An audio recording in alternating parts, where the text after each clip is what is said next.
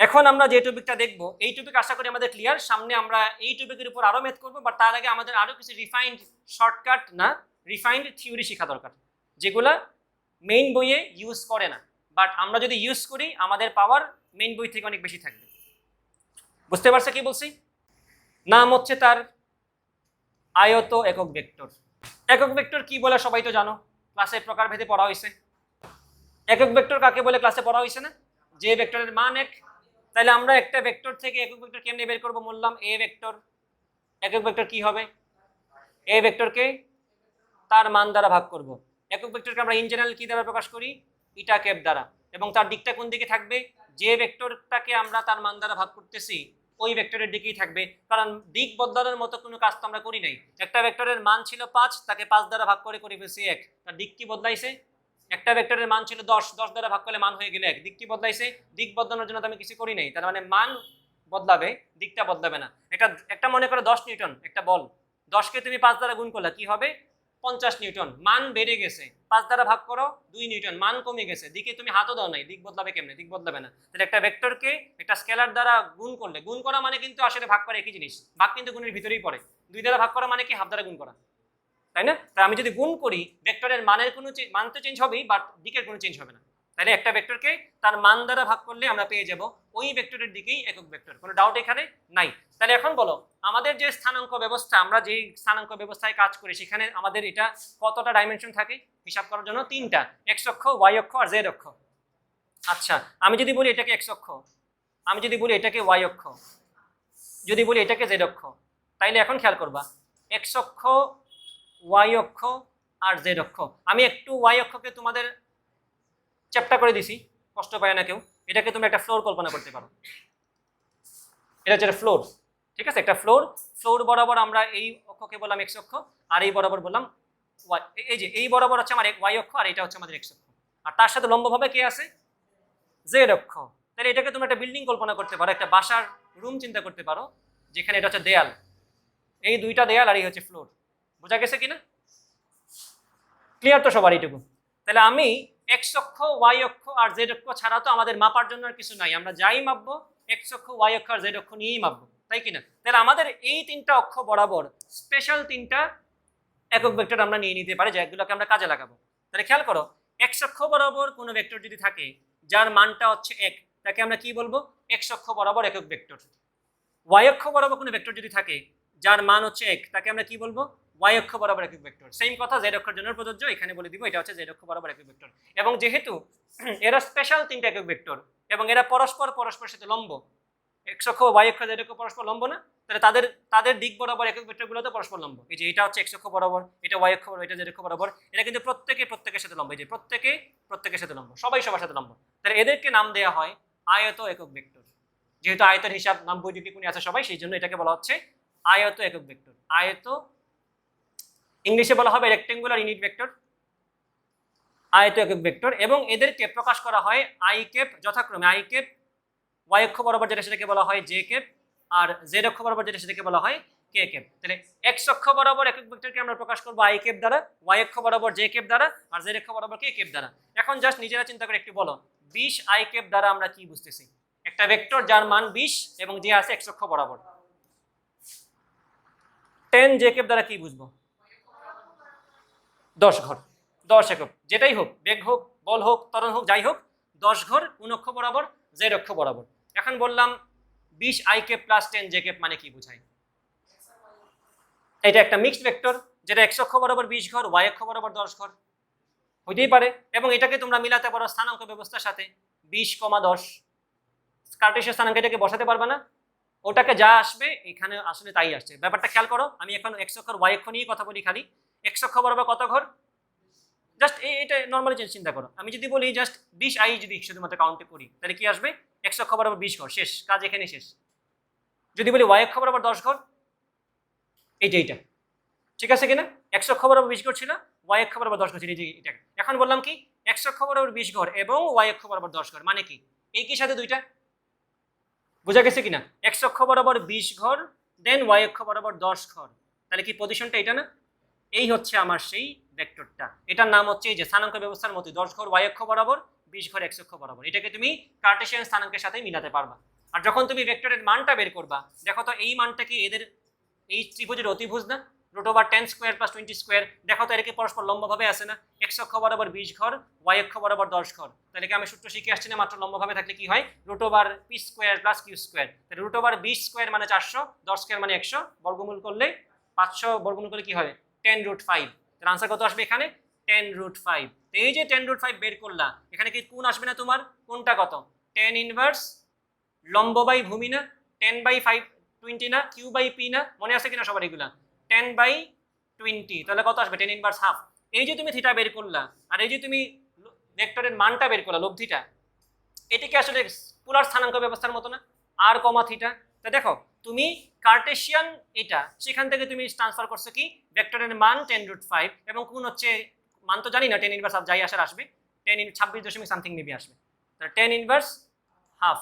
তাহলে এই যে tan ইনভার্স হাফ আসলো, এই যে এটা হচ্ছে আমাদের ভেক্টরের মান, এটা হচ্ছে আমার ভেক্টরের দিক বা কোনটা, এটাকে কি তুমি পোলার স্থানাঙ্ক ব্যবস্থার r থিটার সাথে মিলাতে পারবা না? এবং এই যে 20i ক্যাপ 10 j ক্যাপ, এটাকে কি তুমি কার্টেসিয়ান স্থানাঙ্ক ব্যবস্থার 20, 10 এর সাথে মিলাতে পারবা না?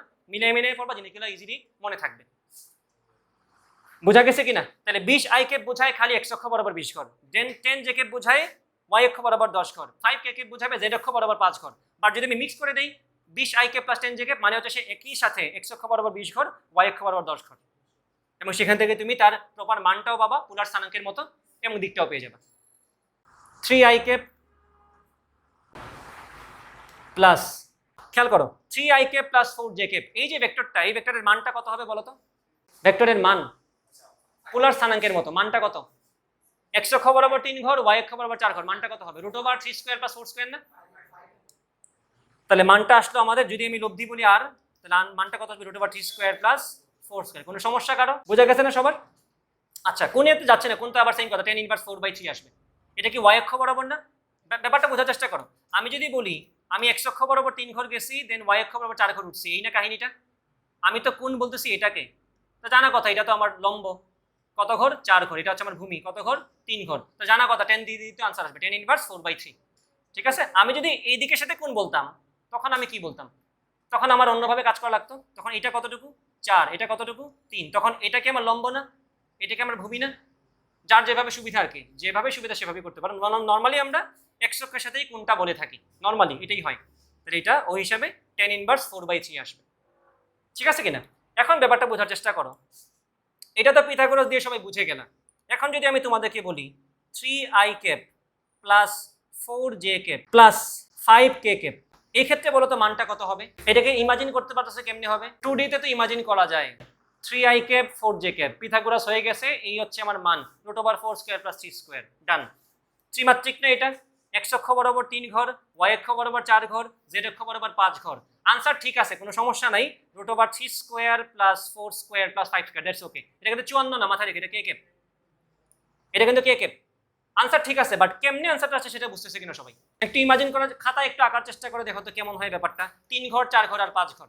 এখন আমার 3টা অক্ষই লাগবে, x অক্ষ বরাবর, এই যে এটা x অক্ষ, এটা হচ্ছে আমাদের y অক্ষ, এবং এটা হচ্ছে আমাদের z অক্ষ। x অক্ষ বরাবর কয় ঘর যাব?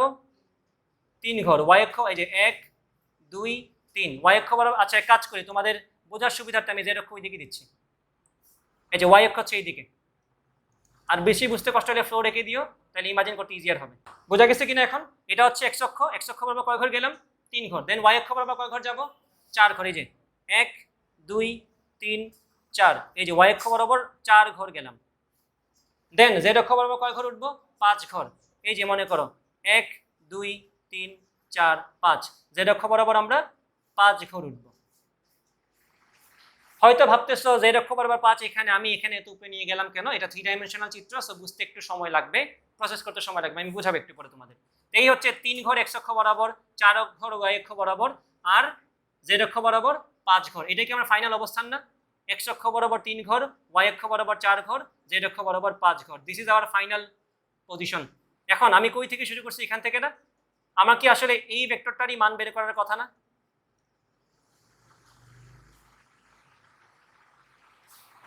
এটার মানে তো আমরা বের করতে চাই নাকি? এবং বুঝতেছো এটা যে খাড়া ত্রিভুজ হয়ে গেছে, আমি যদি এখান থেকে এই বরাবর টান দেই, এটা কি একটা সেট স্কোয়ার না, যেটা দাঁড়ায় আছে ফ্লোরের উপর?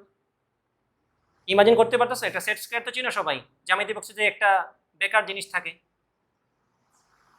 তো এটার মতো হয়ে গেল না ব্যাপারটা? খেয়াল করো, এটা কিন্তু লম্ব, এটা কিন্তু লম্ব, এটা কিন্তু এই ফ্লোরের উপর লম্ব টানছিলাম, বুঝতেছো? এটা কিন্তু একটা ফ্লোর, এক্স অক্ষ বরাবর আর ওয়াই অক্ষ, এই যে এটা হচ্ছে এক্স অক্ষ, এটা হচ্ছে ওয়াই অক্ষ, এক্স অক্ষ আর ওয়াই অক্ষ মিলে যে তলটা, সেটাকে আমরা বলতেছি আমাদের এই রুমের ফ্লোরটা। ঠিক আছে, এই যে আমাদের ফ্লোর হচ্ছে এটা। তো এই ফ্লোরের থেকে আমি লম্বভাবে জেড অক্ষ বরাবর উপরে গেছি না? তাহলে এই যে ত্রিভুজটা আমরা বানালাম, এই যে নীল রঙের রেখা আর এটা আর এই যে এটা নিয়ে, সেটা কি আমাদের একটা খাড়া ত্রিভুজ না? এবং এটা কি সমকোণী ত্রিভুজ না? এটা কি লম্ব না? এটা একটা খাড়া সমকোণী ত্রিভুজ। ব্যাপারটা হচ্ছে এরকম, দাঁড়াও বানায় দেখাই দিই, কেমনে জানি বানাবো। আরে এই হচ্ছে সেই ত্রিভুজটা, এই যে খেয়াল করবা,